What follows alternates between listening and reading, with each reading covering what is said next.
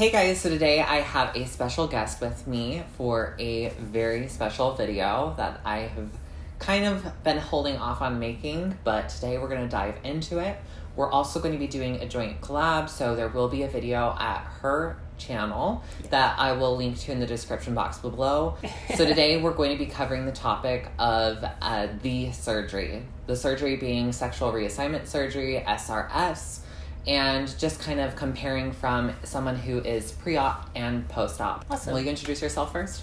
Sure. I am Maia, and I am a 48-year-old transgender woman, and I started on HRT about 9 years ago. Wow, yeah, 9 years ago, and I had my surgery about 7 years ago. Was there a point in time where you felt like the surgery just made sense? Was it pre-HRT? Was it on HRT? Was it when you started having less functionality?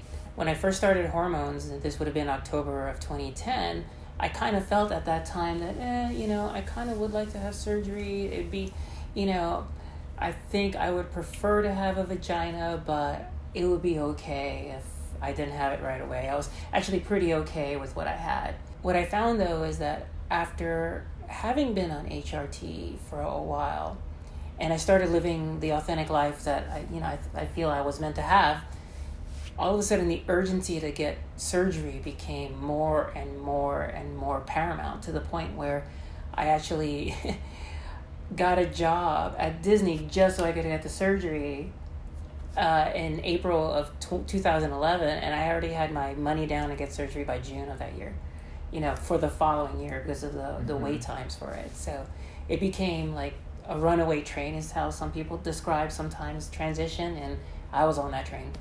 Was there any restrictions that you had to abide by to be able to be granted that? Like, was there a certain timeline that you had to work there, or so forth? I ended up working for Disney for a year before I ended up having surgery. They actually have a really nice health center there where they have representatives from the insurance company there, and I went and sat down and spoke to them and told them what I was doing. And I asked for an advocate at the health insurance company. They assigned me one of those to basically step me through the entire process. But yeah, that was still a year down the line. So if I had at any point, of course, lost my job or quit or anything between here and there, I wouldn't have been able to get the surgery. I would always encourage people to get the best surgery you can, or get the best surgeon you can, because this is something you can't fix very easily afterwards. Yeah, well, especially with scarring, and some surgeons want to pull skin from other places, and skin grafts can get really messy. Yeah. So you have to be careful, because you might end up with more scarring than you actually need if you go to the wrong doctor. So yeah, I asked actually Dr. Bowers last year. I happened to see her again. I said, what is the number one complication you see? Because sometimes she goes in and does revisions for people. Yeah. And she said the number one complication is actually cosmetic results not being exactly what you want it to be. You want to start off with the best surgeon you can before. You don't want to fix it later on. After having the surgery done, were there any complications? I did have a complication. It's actually a really common complication. It's so common that it's actually on the list, because they give you like a little pamphlet, as you can imagine, of stuff to expect and all that kind of thing. Because otherwise the doctor's going to get called every other day with a question. Although I will say Dr. Bowers actually gives you her personal cell phone number after you've had after you've had surgery, so that you can contact her. Yeah. So that's a great thing, and she has a great office as a resource. So these are the kinds of things you need to ask before you go in for surgery. Like, if something goes wrong, how do I get a hold of you?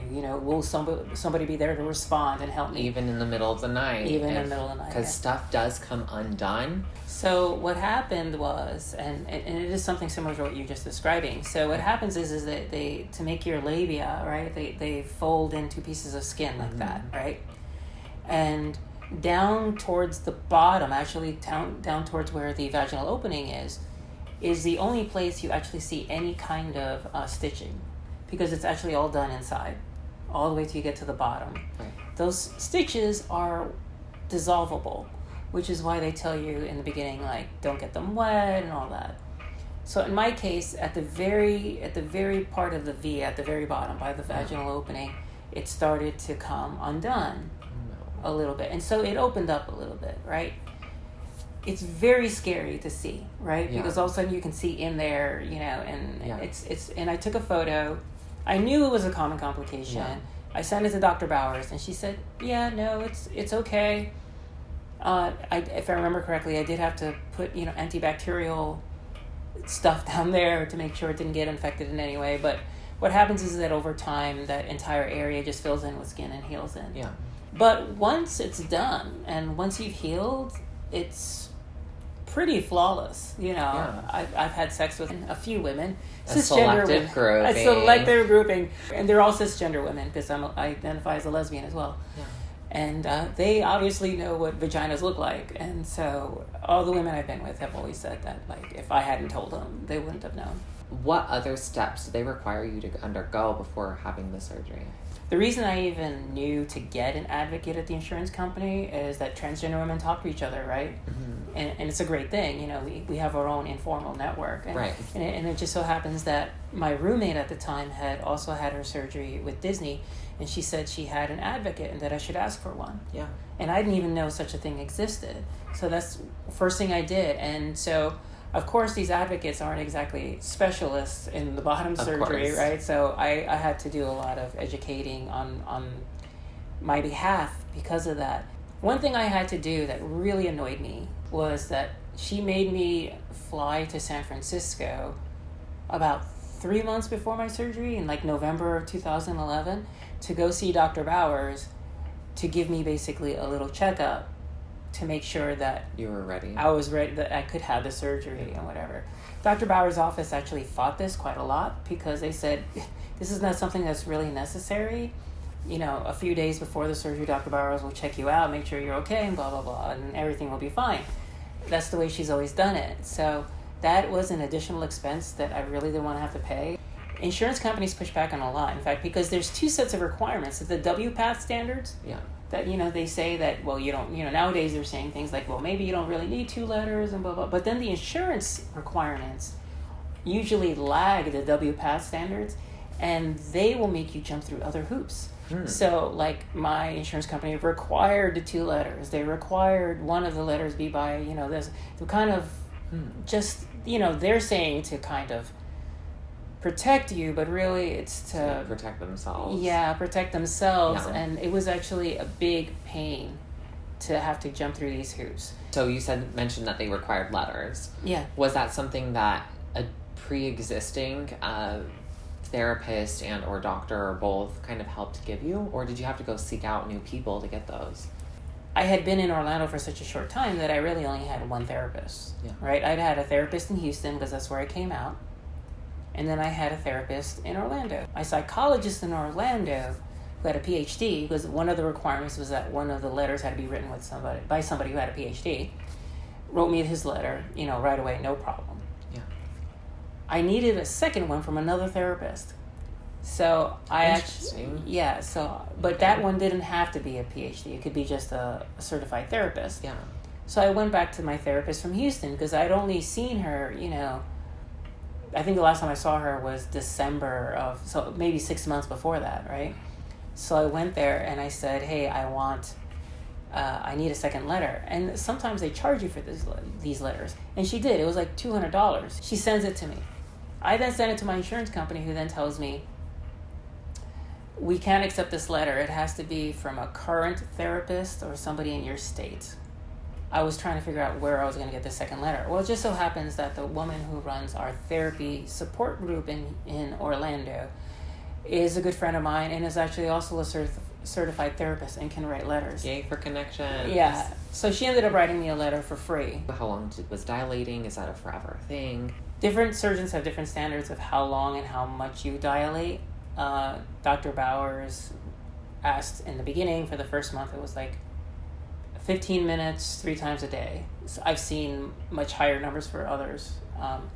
It doesn't really hurt, I'll say that. I mean, it is a little uncomfortable. I'm not going to say it's like a joy. Quickly scales down to twice a day and then once a day. And then when you get a year out from your surgery, then it becomes once a week. Technically, you have to do it for the rest of your life, but sexual activity actually counts. So especially if you have a boyfriend and you're engaging in sexual activity, actually, you don't actually really have to dilate. One of the reasons why you dilate is because those muscles are used to being up against each other like that, and they separate them in the surgery. So you kind of have to keep reminding those muscles that they should be separated, because what happens is they just kind of tense up. And of course there is an elasticity issue. We don't stretch as far open as cisgender women because we don't ever have to squeeze a baby head out of there. So we don't have the same kind of folds and ridges that they have that naturally expand to allow that to happen. The second thing I would say besides dilating that you really have to keep on top of is, believe it or not, masturbating. It's something that a lot of doctors want you to do. Once you get that chance, you need to relearn how your body works, because it is completely different than how it felt before. It's a completely different procedure. So if you're used to masturbating, and who doesn't masturbate when they have a penis, you know, you're used to a certain feel, and this feel is going to be completely alien at first. And the kind of pleasure that it derives and the kind of things you have to do to get there are completely different, and it feels really weird. I'm kind of convinced actually that a lot of women who say they're not orgasmic after they've had surgery, and that actually is a pretty low percentage, 5% or less actually. I think it's just that they give up, because I know that the first time took me a very, very long time and took a whole lot more effort than I was expecting. I guess going to the bathroom too, how much of a change was that? Was it weird to adjust to it? It wasn't. I'm laughing because it reminded me of a joke that my roommate told me, because I asked her the same exact question. I said, okay, what is it like to go to the bathroom afterwards? And she says, it's like cutting out the middleman. And that's exactly what it's like. You do have to wipe differently so you don't give yourself a UTI. You should also be prepared for a lot more messiness than before. It's not nearly as clean. The thing is, your urethra is not going to be perfect, so it's not necessarily going to be straight. It can be leaning like this or like that, and so it may hit one side of you or the other. I actually find that if I lean forward a little bit, just slightly, kind of clears out that area and allows me to... so your thighs don't get wet. Right. Is there any sort of wetness that you get, or is it like always like lubrication whenever you dilate? I don't lubricate as well as a cisgender woman would. Although there are some cisgender women have that issue as well. So whenever I dilate, I'm using lube. In the middle of sex, I can actually get a good kind of get it going. As I mentioned in the beginning of this video, we're definitely going to be talking about more information regarding the actual aspects of intercourse on her channel. So if you want to learn more about that and things that I've experienced being on and off hormones, we'll take the discussion over to her page. Yes. So cool. Thank you. You're very welcome. Thank you for having me on your channel. We met at VidCon. That's what these little guys are from. That's right. Well, everyone, thank you for joining. I hope you guys go check me out and her out. Check out her YouTube channel. I also have some social links, so they'll be down below. I love Instagram. It's my favorite. And until next time, you guys, please be safe. I love you all, and I'll see you in the next one. Bye, guys.